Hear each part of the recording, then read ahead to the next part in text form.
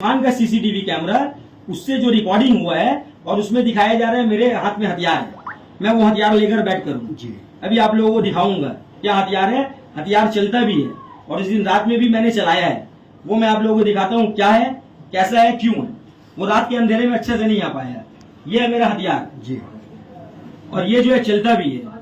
और आप लोगों ने देखा होगा फुटेज, ठीक है, कौन है मैं बताता हूँ, वो मैं था और कैसे है। देखिए जी, ये है वो हथियार और ये हूँ मैं, और ये आप लोग फुटेज आप लोग ले सकते हैं जी।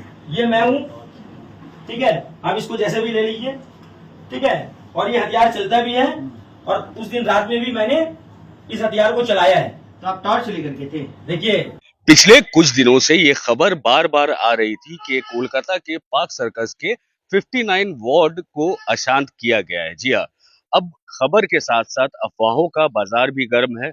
आइए हम भी मिलके अफवाहों को और हवा देते हैं या फिर सच्ची खबर की तफ्तीश कर लेते हैं। तो आइए आपको बताते हैं कि असल में हुआ क्या था। आज हम पहुंचे 59 वार्ड और वहां के लोगों से बात किया, साथ में जिन लोगों पे इल्जाम लग रहा है उनसे भी बात किया। तो पूरा मामला क्या है ये आपको वो खुद से ही सुनाएंगे, लेकिन एक शॉर्ट एनालिसिस आपको बताना चाहता हूं जो वो कहना चाहते थे। दरअसल है कुछ ऐसा कि जुम्मन सईद और तबरेज आलम जो कि यूथ के प्रेसिडेंट हैं 59 नंबर वार्ड के, वो सामने आते हैं और बताते हैं कि उनके बारे में ये अफवाह फैलाई जा रही है कि वो हाथ में रात को जब टॉर्च लाइट लेकर घूम रहे थे तो कुछ लोगों ने उस टॉर्च लाइट को हथियार में तब्दील कर दिया, बंदूक तक कहा गया। ये भी बताया गया कि वहां गोलियां चली। दरअसल ना पुलिस के रिकॉर्ड में और ना ही वहां के लोगों ने और ना ही इन लोगों ने बताया गोली की कोई बात कही है। पत्थरबाजी जरूर हुई और यह लड़ाई इसलिए हुई थी, जैसा हमें बताया गया है, कि इस 59 नंबर वार्ड में जो नशाखोरी का कारोबार सालों से चल रहा था, जिसे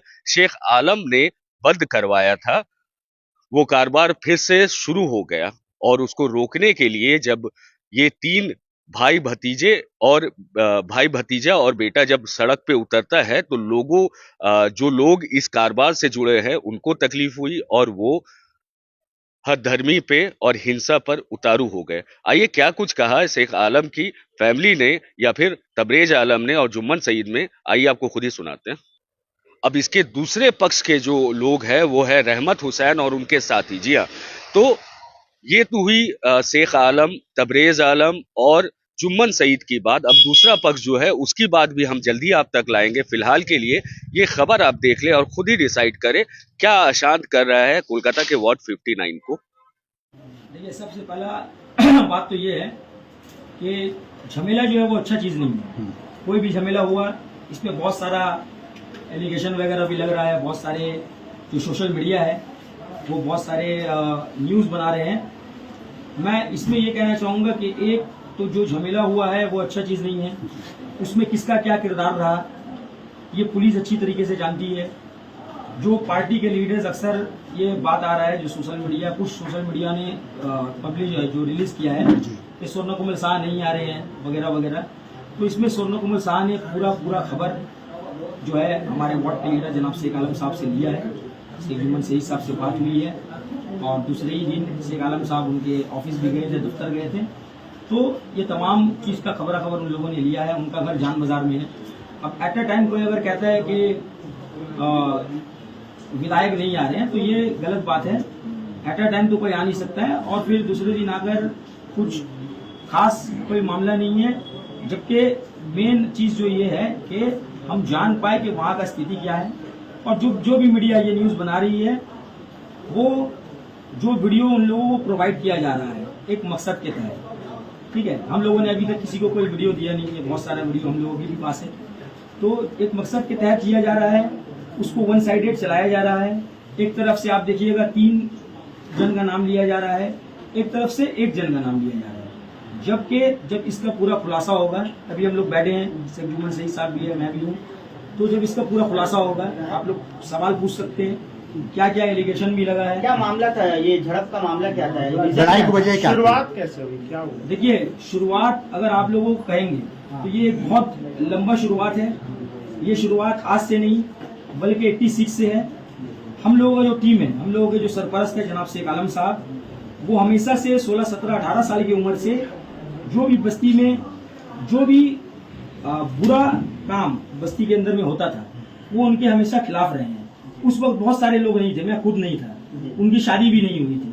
तो आप लोग जब पुराने लोगों से, जो बुजुर्ग लोग हैं बस्ती के, आप लोग जब दरियाफ्त करिएगा, आप लोग जब अगर आप लोग इसको अच्छे से इन्वेस्टिगेशन करिएगा तो आप लोगों को पता चलेगा कि 86 से लेके अब तक शेख आलम साहब और उनकी टीम, उनके भाई और उनका मैं बेटा, हम लोग क्या कर रहे हैं। तो हम लोगों का काम हमेशा से यही रहा है। शेख आलम साहब 86 में भी जब स्टेशन में जब 24-25 दुकान हुआ करता था और सीपीएम का दौर था, उस सब दुकान को बंद करके जबरदस्ती एक दुकान खुला रखा गया। जब स्टेशन में गेहूं और धान वगैरह उतरता था और वो जो है बाजार में जाकर बिक्री होता था, बाजार में जाकर उसको सोल्ड आउट किया जाता था, तो उस वक्त क्या होता था, जो मुडिया होता था उन लोगों को 2 रुपया जो है माल को ढोने के लिए दिया जाता था। मजदूरी दिया जाता है। कौन लोग 1 रुपया करके ले लेते थे, ये पुरानी बात है, तो हम लोग जो है किसी का नाम नहीं ले रहे हैं, ठीक है। तो इसके खिलाफ में शेख आलम साहब उतरे। वो कौन लोग थे जो ऊपर लाइन में जो है शराब बिक्री किया करते थे, जिनका जुआ का ठेक चलता था, इन सब के खिलाफ में शेख आलम साहब लड़े और उनको मशवरा दिया गया। बहुत लड़े, बहुत संघर्ष किए, अपने घर को छोड़कर रहना पड़ा। और जो ये संघर्ष होने के बाद उनको भी जो है बस्ती के बुजुर्गों ने मशवरा दिया कि आपको पार्टी करना होगा इन लोग से लड़ने के लिए। तो वो बोले कि ठीक है, हम लोग को कांग्रेस पार्टी ज्वाइन करा दीजिए, क्योंकि सामने वाला सीपीएम था। तो उनको फिर मशवरा मिला कि आप अगर कांग्रेस पार्टी करिएगा तो फिर आपके लिए बहुत परेशानी होगा, फिर आप लोगों को घर छोड़ देना होगा।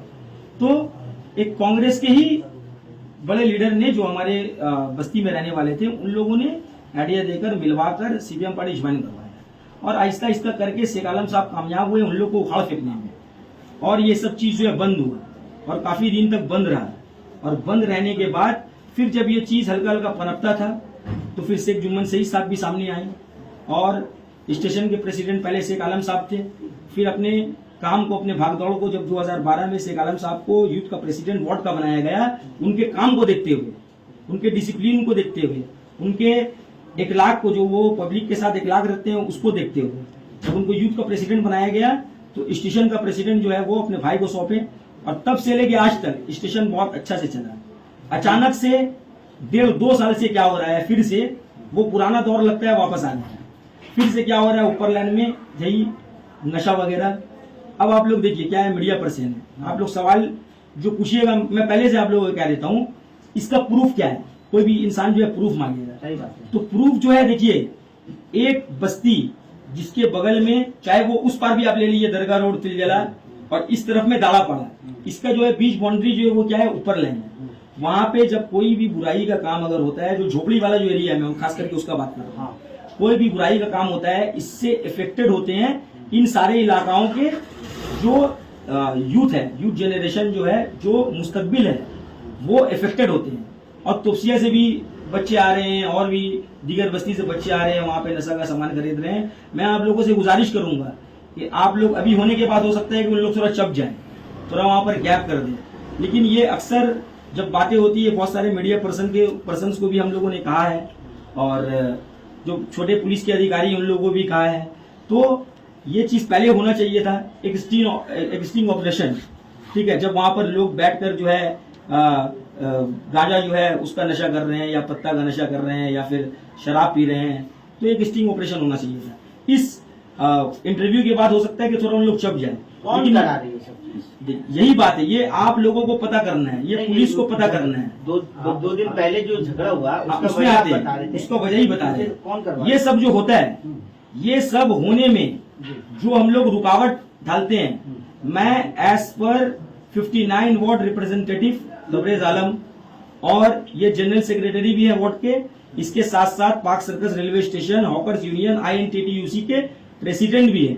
और ऊपर लैंड के नाम पे ये सब चीज जो हो रहा है, झोपड़ी के तरफ में एक देखिएगा वहां मजार बना हुआ है, उसको आप लोग आइडेंटिफाई करें, वो मजार कब बना, कैसे बना, वो असली है या नहीं, इसमें मैं ज्यादा नहीं जानता। आप लोग अगर इन्वेस्टिगेशन करें तो पता चले वहां पे बैठ के मजार के नाम पे क्या हो रहा है, कौन लोग वहां पे ये सब कर रहे हैं। जब इसके खिलाफ हम लोग बोलते हैं, अक्सर देखिएगा जनवरी महीने में भी जब हम लोगों का प्रोग्राम चलता है, जनवरी महीने में भी इन सब चीजों के खिलाफ में मैंने ऑन माइक कहा है। ऑन माइक कहने के बाद जो ओपन होता था वो फिर झोपड़ी के अंदर होना शुरू हुआ, फिर यहाँ पे 6 महीना गुजरा, 3 महीना 4 महीना गुजरा, फिर वो बाहर होना शुरू हो गया। तो जो लोग ये सब करते हैं करवाते हैं। आप देखिएगा अक्सर जो है फोन चोरी का घटना सामने आ रहा है, हाँ, बहुत आता है इस जगह अक्सर से। स्नैचिंग का ये जो पाक सरगर स्टेशन है, हाँ। लोग हम लोगों के पास आते हैं, तो ये कौन कर रहा है, इसके पीछे कौन सा ग्रुप, कौन सा गैंग है, इसका फायदा किसको पहुंच रहा है, ये सब चीज समझने की जरूरत है। और कहीं ना कहीं ये सब चीज जो है झोपड़ी से जुड़ा हुआ है। और देखिए हम लोग खिलाफ में बोलते हैं, इससे एक झड़प होता है, हम लोग नहीं रहते हैं, हम लोगों के भी साथ जो हमारे सपोर्टर हैं, हम उन लोगों से मोहब्बत करने वाले जुड़े हुए हैं, उन लोग इन लोग को टॉर्चर करते हैं। अब जो है झगड़े की तरफ हम जा रहे हैं, कैसे हुआ, वो लोग ऐसे जो दीगर लोग हैं जो इन सब चीजों में इन्वॉल्व हैं, वो लोग इन लोगों से झड़प करते हैं जानबूझकर। झड़प भी क्यों करते हैं, अभी आगे और सवाल आएगा और बताएंगे। झड़प करने के बाद क्या होता है, फिर ये जो है झमेला का ग्रुप ले लेता है। आपके हाथ में देखा गया है कुछ सामान, और कुछ जगह में बताया जा रहा है कि वो सामान क्या था, क्या कोई हथियार था या कुछ और था। देखिए सबसे पहले जी, तो जिन सोशल मीडिया ने ये चीज छोड़ा है हाँ। कि कौन शख्स है समझ में नहीं आ रहा है, और जिन सोशल मीडिया ने मेरा तस्वीर दिखलाया है कि इनके हाथ में क्या है वगैरह वगैरह, एक तो आपको ये चीज कौन कहा है, और ये वीडियो जो है, ये वीडियो किस सोर्स से आपके पास आया है, इसको समझने की जरूरत है। एक सीसीटीवी कैमरा जो मेरे जो उलट लॉबी में वो भी पॉलिटिक्स करता है, सेम पॉलिटिक्स, सेम पार्टी का हम लोग पॉलिटिक्स करते हैं, उसके दुकान का सीसीटीवी कैमरा, उससे जो रिकॉर्डिंग हुआ है और उसमें दिखाया जा रहा है मेरे हाथ में हथियार है, मैं वो हथियार लेकर बैठ करूँ जी। अभी आप लोगों को दिखाऊंगा क्या हथियार है। हथियार चलता भी है और इस दिन रात में भी मैंने चलाया है, वो मैं आप लोगों को दिखाता हूँ क्या है, कैसा है, क्यों है। वो रात के अंधेरे में अच्छे से नहीं आ पाया। ये है मेरा हथियार जी, और ये जो है चलता भी है।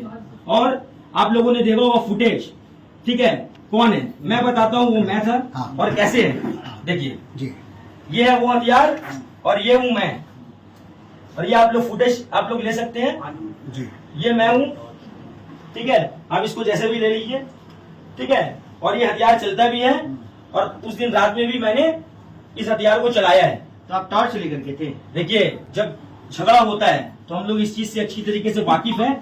बस्ती जो है वो ब्लैकआउट हो जाता है, और ब्लैकआउट होने के बाद मैं वहां क्यों गया, ये भी एक सवाल है, मैं वहां क्यों गया। एज पर 59 वार्ड रिप्रेजेंटेटिव और एज पर अ वर्कर, ये मेरा फर्ज है कि मेरे बस्ती में क्या हो रहा है, मेरे वार्ड में क्या हो रहा है, वहां जाकर कम से कम मैं देखूं। जी हाँ, ये बात सही है कि जिन लोगों से झड़प हुआ, जिन लोगों से झगड़ा हुआ, झगड़ा क्यों हुआ मैंने बताया, जिन इनलीगल एक्टिविटीज के खिलाफ हम लोग खड़े रहते हैं, वो लोग जानबूझ के जो हम लोगों के साथ रहने वाले लड़के हैं उनको छेड़ते हैं, उनको आवाजा मारना, ऐसा बहुत सारा कंप्लेन हम लोग पुलिस स्टेशन में देते भी हैं। उनको आवाजा मारना, उनको डिस्टर्ब देना, उनको गाली गलौज देना, इससे एक झगड़ा होता है, फिर वो झगड़ा बढ़ जाता है। कोई भी इंसान कब तक जो है बर्दाश्त करेगा कि। और रहा फुटेज का बात, ये आपको किस सोर्स से मिला मैंने आपको बताया। एक लड़का है जो है मेरे सामने वाले टीम में पॉलिटिक्स करता है, उसने निकाल कर दिया। तो मैं ये पूछना चाहता हूं उन सोशल मीडिया से जिन्होंने ये छोड़ा कि ये कौन सा हथियार है, ये हथियार है या नहीं, आपको कैसे, आप इसको हथियार घोषित कैसे कर सकते हैं। आपको कौन राइट दिया कि आप किसी भी सामान को, किसी भी वस्तु को हथियार आप घोषित कर सकते हैं। ये काम पुलिस के है, आपको पुलिस ने बताया कि वो हथियार है, वो फुटेज पहले जाना चाहिए था पुलिस के पास, पुलिस उसको इन्वेस्टिगेट करती। वहां सामने मस्जिद है, मस्जिद के पास मैं खुद खड़ा था, मस्जिद के पास हम लोग जो है बात कर रहे हैं, फोन में बात कर रहे हैं, और मस्जिद के भी सीसीटीवी कैमरा में, तो ये जो मेरा टॉर्च जो हाथ में है वो मस्जिद के भी सीसीटीवी कैमरा में आया है। तो जब पुलिस इन्वेस्टिगेट करेगी तो वो एक कैमरा नहीं देखेगी। कौन सी मस्जिद? फिरदौस मस्जिद जो थोबिया मार्ट के अंदर पड़ती है। जी। पुलिस जब इन्वेस्टिगेट करेगी तो वो एक सीसीटीवी कैमरा नहीं देखेगी, आसपास में जितने सीसीटीवी कैमरा है उसको चेक करेगी, और जब चेक करेगी तो उसमें पूरा क्लियर समझ में आएगा कि हाथ में है क्या। और उम्मीद करते हैं पुलिस अपना काम बहुत अच्छे से कर रही है। पुलिस के ऊपर आरोप लगाया जा रहा है, कुछ सोशल मीडिया आरोप लगा रहे हैं पुलिस ने काम नहीं किया, पुलिस इसका होके काम कर रही थी, पुलिस उसका होके काम कर रही थी, पुलिस पब्लिक का होके काम कर रही थी।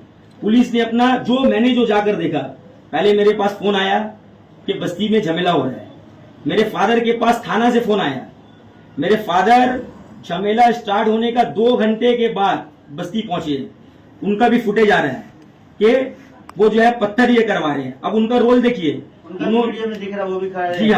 जी हाँ, वो उन्होंने जाकर सबसे पहले झमेला को रोका, और वो जो वीडियो है जब झमेला स्टॉप हो चुका है, झमेला स्टॉप हो चुका है और जब थाना वाले आ चुके हैं, जब तोसिया थाना टीम, बनियापुकुर थाना टीम दोनों आ चुके हैं, झमेला स्टॉप हो गया, पापा वहां मौजूद हैं, जो पत्थर यहाँ वहां पड़ा हुआ है, लड़का लोग को बोल रहे हैं कि उसको लाके रखो, और कुछ लड़का उठाकर वहां रख रहे हैं और कुछ लड़का फिर लेकर साइड में कर रहे हैं, ताकि पब्लिक को, आप देखिएगा वो छोटा छोटा ईंटा है, उसको तो तोड़ा नहीं गया है, वो छोटा छोटा ईंटा वहां पे ऑलरेडी है, उस वीडियो को बनाया गया। फायरिंग की जो खबर है कितना सच्ची है ये फायरिंग की बताएं। जो फायरिंग जो हुआ एकदम फॉल्स खबर है। जिन सोशल मीडिया ने ये खबर फैलाया है, मेरे हिसाब से उनके ऊपर केस होना चाहिए, और जरूरत पड़ेगा तो मैं खुद केस को दर्ज करूंगा। ये एकदम फॉल्स खबर है। ये आप लोग पुलिस से दरियाफ्त करिए। दोनों जो है, एक दो जगह से जो है कुछ लोगों ने झड़प किया, आपस में झगड़ा किया, लड़ा, ये बात सही है, पत्थर चला, ईंटा चला, ये बात सही है, लेकिन गोली और बम मिलने की सूचना मिल रही है, गोली और बम चलने की सूचना मिल रही है, जो कुछ सोशल मीडिया ने जो ये आवाज लगाया है, ये आप लोग बिना इन्वेस्टिगेशन किए कैसे आप लोग जो है रिपोर्ट बना देते हैं? ना एक भी गोली चला है, ना एक भी बम चला है, और सही टाइम में तोसिया थाना की टीम आई है, क्योंकि लोग बहुत ज्यादा थे, तो फिर बनियापुकुर की टीम आई, और दोनों ही ओसी ने, राजीव सौ सर ने भी और राजीव देव सर ने भी अपना बहुत अच्छा किरदार निभाया है, पूरा आकर मामला को क्लियर किया है, और हम लोगों ने खास करके जनाब शेख आलम साहब ने उसको पूरा कोऑपरेट किया है, और शेख जुम्मन सईद साहब जो कि स्क्वाड में गए ही नहीं, उनका उसमें कोई रोल ही नहीं था, क्योंकि पुलिस का फोन शेख आलम साहब के पास आया था, तो शेख आलम साहब का वहां जाना फर्ज था। वो झमेला शुरू होने के 2 घंटे के बाद गए, और पुलिस को शेख आलम साहब ने भी फोन किया और शेख जुम्मन सईद साहब ने भी खुद फोन किया है। पुलिस को खुद फोन करके बताया कि यहाँ झमेला चल रहा है, आप लोग टीम को भेजाइए, क्योंकि लड़का लोग को जो मेरा सपोर्टर है काम गलत कर रहा है। हम लोग झमेला का या हम लोग जो है झगड़े के पक्ष में बिल्कुल नहीं है। हम लोग रोकेंगे, कहीं ना कहीं रुक जाएगा, सामने वाला को कौन रोकेगा? उसके लिए हम लोगों को पुलिस को फोन करना पड़ता है। मेरा एक सवाल है, इतना जो देखिए, एक नंबर बात तो ये क्लियर करना चाहूंगा, सबसे पहले आप लोग जो सवाल पूछ रहे हैं, जब आप लोग पोस्ट करें तो आप लोगों से ये विनती है कि आप लोग सवाल को भी उसमें डालें, क्योंकि वन साइडेड जो लोग इंटरव्यू चलाते हैं वो कहीं ना कहीं अच्छा नहीं लगता। आपने सवाल क्या पूछा, आपने अच्छा सवाल पूछा, एमएलए साहब, ठीक है, मैं एमएलए साहब के बारे में बोलूंगा, आप अपना सवाल अगर उससे हटा दीजिएगा तो ये जो है गलत बात है। तो बहुत गलत बात है। एमएलए साहब का घर है जान बाजार में, हाँ। एट अ टाइम रात में वो नहीं आ पाते हैं, और अगर 2 लोग में, देखिए डालापाड़ा का ज्योग्राफी को आप समझिए, 59 वार्ड भी यहाँ पे शो किया जा रहा है। डालापाड़ा को ज्योग्राफी को आप लोगों को समझने की जरूरत है, और ज्यादा इसमें नहीं कहूंगा, जो है खत्म की तरफ जाऊंगा, इतना ज्यादा बोलकर भी फायदा नहीं। जी। डालापाड़ा का ज्योग्राफी ये है, झगड़ा जो हुआ जना कल्याण बैम समिति और ग्रीन स्टार क्लब, 2 हम लोगों के बस्ती का क्लब है, जो पार्क सर्कल रेलवे स्टेशन फाटक का जो गेट है, जहां से अभी मैंने कहा कि झोपड़ी के पास से ये सब इलीगल एक्टिविटीज ऑपरेट हो रहा है, वहां से ढुकेंगे जना कल्याण बैम समिति, वहीं से सीधा आएंगे हम लोग साउथ की तरफ तो ग्रीन स्टार क्लब। और क्योंकि वो एक्टिविटीज वहां चल रहा है, और ये जो एंटी सोशल लोग हैं उनका वो रास्ता है झोपड़ी तक जाने का, वहां से जो जाते हैं तो वहां जो ग्रीन स्टार क्लब पड़ता है, अक्सर वहीं पे ज्यादातर 90% जो मैंने कहा, ये आवाजा देना, गाली देना, किसी लड़के को जानबूझ के जो है पैर में जो है बाइक का चक्का चला देना, ये सब चीज अक्सर होता है ग्रीन स्टार क्लब में। तो यहाँ झगड़ा हुआ, और झगड़ा वहीं पे हुआ। अब डालापाड़ा के ज्योग्राफी को थोड़ा सा और समझिए, जो फुटेज मेरा नजर आ रहा है, या जो फुटेज मेरे फादर का नजर आ रहा है, ग्रीन स्टार के बाद अब थोड़ा सा और नॉर्थ की तरफ आएंगे तो वहां पे जो है, जो बताया जा रहा है कि हम लोगों का लड़ाई रहमत हुसैन साहब के साथ, हम लोग लड़ाई किसी के साथ नहीं हुआ है। लड़ाई जो इलीगल एक्टिविटीज कर, आप पता करिए कौन कर रहा है, उसका पैसा किसको पहुंच रहा है, उसके साथ है। तो वहां से नॉर्थ की तरफ और आएंगे, रहमत हुसैन साहब का वहां पे घर है फिरदौस मस्जिद के सामने, और हम लोग जब वहां पे पहुंचे, खास करके शेख आलम साहब वहां पे खड़े होकर हैं, क्योंकि कुछ लड़के ग्रीन स्टार के पास है और कुछ लड़के जो है उन लोग जन कल्याण क्लब के पास है। तो नॉर्थ फिर नॉर्थ, ये लड़के लोग यहां ना आए, तो उस मोर्चा को संभाला किसने? शेख आलम साहब ने, कि कोई भी जो है रहमत हुसैन के घर के पास ना आए, ठीक है, वो भी मेरा चच्चा लगता है, उसके घर के पास ना आए। तो वहां जो संभाला, हम लोग वहां से खड़े होकर देख रहे हैं कि उनके टेरेस के ऊपर से वीडियो हो रहा है। मेरे फादर का उनके टेरेस के ऊपर से वीडियो हुआ है। तो मेरे फादर बोले ले रहा है वीडियो, जो कर रहा है उसको करने दीजिए, कोई दिक्कत का बात नहीं है। जो मैं आपको बता रहा हूँ कि कोई पत्थरबाजी ना होए, सब पत्थर मेरे सामने यहाँ पर लड़का लोग को बोल के डांट के डपट के सब पत्थर ला के साइड करो। मेरे फादर का जाने का पहले जो हुआ उसके बाद पूरा रोक दिया गया है। और मैं वहां से 2-3 बार जो गुजरा हूँ, एक सीसीटीवी कैमरा में जो फुटेज आया, जो अभी मैंने क्लियर किया, और उसके बाद मस्जिद का भी सीसीटीवी कैमरा जो मैं कह रहा हूँ है। और ये फुटेज के साथ ना कुछ फुटेज और भी है जो कहीं ना कहीं से घूर के कुछ न कुछ सोर्स के थ्रू हम लोगों के पास भी आया है। उस वीडियो में पूरा समझ में आ रहा है, मैं फोन में बात कर रहा हूँ, उसी फोन में उसी हाथ में टॉर्च भी है, उसमें पूरा समझ में आ रहा है कि मेरे हाथ में टॉर्च है। लेकिन उस वीडियो को नहीं चलाया गया। जिस वीडियो में जो वीडियो थोड़ा ब्लर है, जो वीडियो थोड़ा सा हेजी है, जिसमें समझ में नहीं आ रहा वो है क्या, उस वीडियो को जानबूझ के चलाया गया। एक फोटो आप और देखिएगा, एक फोटो कल जो है महबूब भाई ने भी चला दिया। उस फोटो में मेरा हाथ ही ब्लर है। जो महबूब भाई बोल रहे थे कि इनके हाथ में आखिर क्या है, कौन सा हथियार है, आप कैसे जस्टिफाई कर सकते हैं कि वो हथियार है कि नहीं है। मेरे हाथ में मेरा आईफोन है, ये गोल्डन कलर का आईफोन है, जो फ्लैश लगने से इसका पीछे का कलर जो है वो चमकेगा, यानी कि लाइट थोड़ा लाइटिंग रहेगा। मेरे हाथ में ये है। और हम लोग कहां खड़े होकर हैं, उस भाग दौड़ में क्या हुआ, मेरे संग का एक दोस्त को जो है वो गिर गया, उसको काफी चोट आया। रात में कहा जाए, मेरा एक बड़ा भाई, एक दोस्त गुड्डू भाई करके है, जो रहमत हुसैन साहब के घर के बिल्डिंग के पीछे उनका बिल्डिंग है, ठीक है, उसका फर्स्ट फ्लोर में घर है और रहमत साहब का घर है सेकंड फ्लोर में। तो हम लोग जब वहां पे गए बर्फ लेने के लिए, दोस्त है वो खोल देगा भाई, दरवाजा खटखटाया, वहां मैं खड़ा होकर था, मेरे हाथ में आईफोन था, वो फोटो आईफोन का, वो देख रहे कि मेरा चच्ची वहां से वीडियो बना रही है, उनका नाम है अर्जीना चच्ची, वो बना रही है वीडियो। लेकिन उसको जो है किस हिसाब से देखिए इस्तेमाल किया जा रहा है, उसको हाथ को ब्लर करके बोला जा रहा है ये क्या है। तो इसमें जाना नहीं चाहूंगा, इसमें जो भी इलीगल एक्टिविटीज है, इसमें मेरा चच्चा है या नहीं है, कौन है नहीं है। लेकिन हाँ, एक चीज को क्लियर करना चाहूंगा कि अभी आप देखिएगा कि कुछ इलीगल कुछ लोग जो है एक साथ उन लोग आए हुए हैं और एक साथ बैठे हुए हैं, और बहुत सारे वीडियोस भी हैं। आप लोग बोल रहे हैं कि बाद में दे दीजिए, वरना मैं यहाँ पे दिखाता, ठीक है, फोन में ऑन करके कौन कौन साथ में बैठा हुआ है। और उस झमेले में जो फुटेज हम लोग के ही पास है, हम लोग भी तो यूज कर सकते थे ना भाई, किसी मीडिया को दे करके ये करके। किसके हाथ में बेसबॉल का बैट है, बेसबॉल का बैट अक्सर कलकत्ता शहर में मारधर के लिए इस्तेमाल किया जाता है, किसके हाथ में है वो भी है। कौन पत्थरबाजी कर रहा है, वो ब्लैक शर्ट पहना हुआ है, बेसबॉल का बैट जिनके हाथ में है, कौन पत्थरबाजी कर रहा है, व्हाइट टी शर्ट पहन के कैप पहन के, कौन पत्थरबाजी कर रहा है वो भी है। उनका नाम काम है मीडिया का बताना। मैं और जमीला भाई, मेरा घर में मेरा परिवार है, हमको अपना बच्चा लोग को पढ़ाना है, लिखाना है, इसमें नहीं जाना है, फर्ज समझ के गए।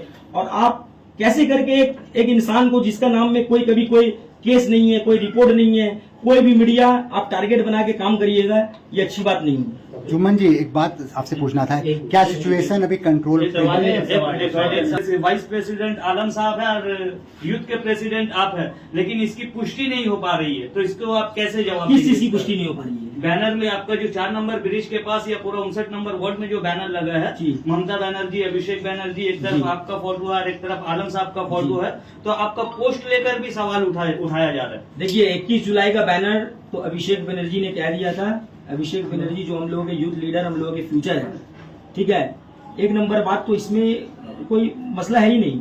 ममता बनर्जी एक ऐसी लीडर है जो हर पूरा कलकत्ता शहर का पल पल का खबर रखती है, और उनके ऊपर हम लोगों को पूरा उम्मीद है। और यहाँ कुछ चैनल जो है, पता नहीं उन लोगों को कौन हवा दे रहा है, पार्टी के ऊपर भी सवाल उठा रही है, तो इसमें कोई बात नहीं है। ये झड़प कुछ लड़कों का झड़प है, मैं आप लोगों को बताना चाहूंगा, कुछ लड़कों का झड़प है। क्या सिचुएशन अभी कंट्रोल पर है? सिचुएशन शुरू से ही कंट्रोल में है जी। सिचुएशन पुलिस ने पूरा कंट्रोल में लिया है। सोशल मीडिया पे दिखा रहा है 2 दिन से दुकान नहीं खोल रहा है, एकदम लग रहा है एक 2 दिन से मालवा बना हुआ है पूरा इलाका। 1-2 दिन से ना झमेला चला है, 1-2 दिन से ना झमेला चला है। जो भी मामला हुआ, एक दिन का ही, एक रात का ही मामला हुआ है।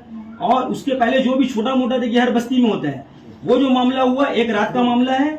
और 2 दिन से जो मसला है वो पुलिस अपना काम कर रही है ताकि कोई भी मामला ना बढ़े, इसलिए पुलिस अपना काम कर रही है, बखूबी कर रही है।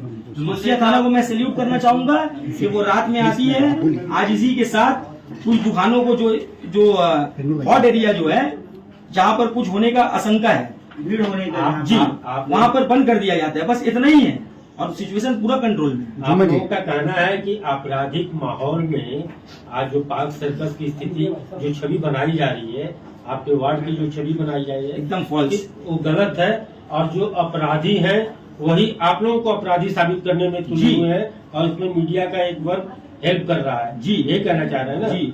तो ये बताइए कि वो जो लोग आपको साबित करना चाह रहे हैं वो भी तो तृणमूल कांग्रेस के हैं देखिए वो और आप भी तृणमूल कांग्रेस के जी, इसमें क्या मैं तृणमूल कांग्रेस की गुटबाजी का नतीजा इस वार्ड की जनता को भुगतना पड़ रहा है। हम लोग इसके पक्ष में बिल्कुल नहीं है। जनता को प्रॉब्लम हो बिल्कुल भी हम लोग इसके पक्ष में नहीं है।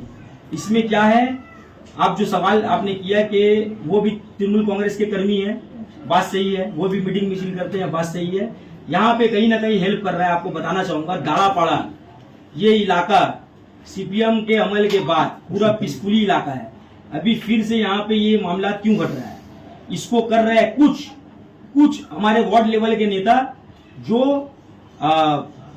अपने फायदे के लिए मैं नाम भी कह देता हूँ, वसीम चक्रवर्ती जो कि वाइस प्रेसिडेंट है, मनोज साव जो कि टीएमसी लीडर है, ये लोग जो है हवा दे रहे हैं रहमत हुसैन को, औरंगजेब को।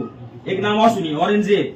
एक तरफ देखिए एक मीडिया रिपोर्ट बनाती है, एक तरफ से नाम आता है शेख आलम, जुम्मन सईद, तबरेज आलम, और एक तरफ आप नाम शो करते हैं रहमत हुसैन। तो पब्लिक को आप लोगों ने बेवकूफ समझा है।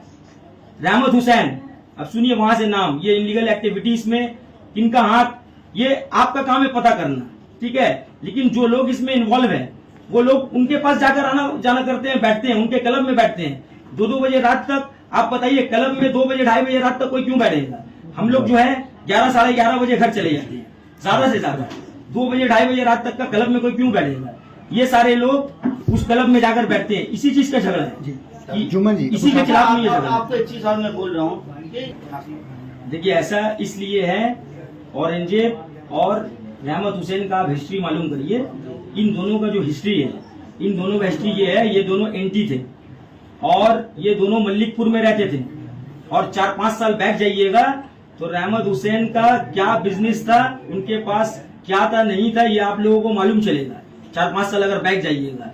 ये मल्लिकपुर में जो इलीगल एक्टिविटीज होता था इस तरीका का जो ये लोग करते थे, इसमें कुछ नोक झोंक में ये औरंगजेब जो है ये रहमत हुसैन के ऊपर गोली चलाए। गोली चलाने के बाद ये मामला भी बराईपुर थाना में दर्ज है। मैं आप लोगों को ऑन कैमरा कहूंगा, कोई फॉल्स बात, कोई फॉल्स एलिगेशन नहीं लगा रहे। गोली चलाया, उसके बाद वो आकर दाड़ापाड़ा में वो रहना चालू किया है। दाड़ापाड़ा में रहकर फिर आज जो है देखिएगा 5-6 बिल्डिंग उनका हो चुका है। ये भी बताना चाहूंगा, ये जो 5-6 बिल्डिंग है जो नॉन मुस्लिम लोग हैं, आप इसको सुनिए, हिंदू मुसलमान सिख ईसाई हम लोग सब अक्सर कहते हैं सब हम लोग भाई भाई हैं। नॉन मुस्लिम लोग जो कुछ वहां रहते थे, वहां पे ये 5-6 प्रॉपर्टी को जो है बात करके और एक प्राइस जो है तय करके उनका पैसा अभी भी लाखों में वो पैसा है, लाखों में उनका पैसा अटका के रखा है। आप लोग दरियाफ्त करिए, उन लैंडलॉर्ड को नाम निकालिए, उस पोजीशन का लैंडलॉर्ड कौन था और उससे आप लोग पूछिए, आप लोगों को पता चलेगा। लाखों में उनका पैसा अटका के रखा है। आपका भी बार बार इस मामले में नाम आ रहा है, इस मसले में आपको क्या कहना है? अस्सलाम वालेकुम। देखिए मसला है कि अभी बहुत सारा बात जो प्रेसिडेंट साहब जो है यूथ का तबरेज आलम बोल के गया, ये बहुत अच्छा बात वो बोला कि कहीं ना कहीं हम लोग तीनों आदमी लड़ दे रहे हैं। एक आलम भाई है, एक मैं खुद जुम्मन सईद, एक तबरेज आलम, मगर एक जगह कर रहे किसको, वो है रहमत हुसैन को। मगर सिर्फ रहमत हुसैन नहीं है, रहमत हुसैन, औरंगजेब और वसीम चक्रवर्ती और मनोज साहब। इसका वजह क्या बता दे रहे, 1 साल पीछे चले जाइए आप तो उससे थाना में जाके आप मालूमात कर लीजिए। उस टाइम में भी तो थाना में मालूम कर लीजिए, ये वसीम चक्रवर्ती, ये मनोज साहब, ये औरंगजेब सब मिलकर एक दंगा किया था। उस टाइम भी हम लोगों से ये मसला चला था तोपसा थाना सामने में, बस्ती में। वहां पर आलम भाई का क्या रोल था, जुम्मन शहीद का क्या रोल था, तबरेज आलम का क्या रोल था। वहां पर तोपसा थाने के सामने सीसी कैमरा लगा हुआ है, हम लोग पूरा रोके उसको। मैं उस जमीला को लोग बढ़ाने मांगा, फिर वहां जमीला खत्म हुआ, फिर बैठ के मीट मुटाव हुआ। अभी जो है जिस तरीके से बोला कि औरंगजेब जो है रहमत को गोली चलाया था मल्लिकपुर में, पांव में चलाया था, उसका लगा नहीं। ये बहुत पीछे वाला बात बता रहे, 2 साल लगभग हो गया है कुछ साल पहले के बाद। तो इसका बरायपुर थाना में जो बोल रहे हैं आपको उसको इंक्वायरी कीजिए आप लोग। बरायपुर थाना में दोनों का नाम में एफआईआर किया हुआ है और दोनों को मल्लिकपुर से आउट किया गया हुआ है। उसके बाद में रहमत भी यहां रहा, कुछ दिन बाद औरंगजेब आया। आज औरंगजेब रहमत का संग सट के औरंगजेब के भाई जो है अच्छा, पहले एक दूसरे के दुश्मन जब एक साथ अभी एक संग है।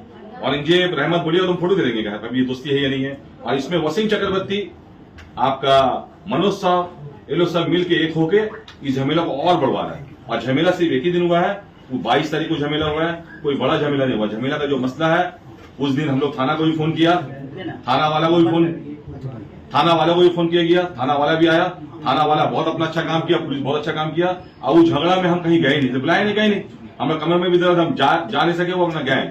आलम भाई को 2 घंटा बाद फोन किया गया, आलम भाई वो पहुंचा, तबरेज आलम पहुंच के वो झगड़ा को रोकने का कोशिश किया। कैसा, पहले पुलिस से मुलाकात किया, मुलाकात करके आके जैसा बताया फिरदौस मस्जिद के सामने खड़ा है, वहां सीसी कैमरा लगा हुआ है, आप लोग उसको चेक कीजिए कि आदमी के पास सामान नहीं, उसको बदनाम करने के लिए इस तरीके से कि उसको मैंने बदनाम करके उसको बस्ती में आदमी का नजर में, पार्टी का नजर में बुरा बनावे, तो ये ठीक नहीं है।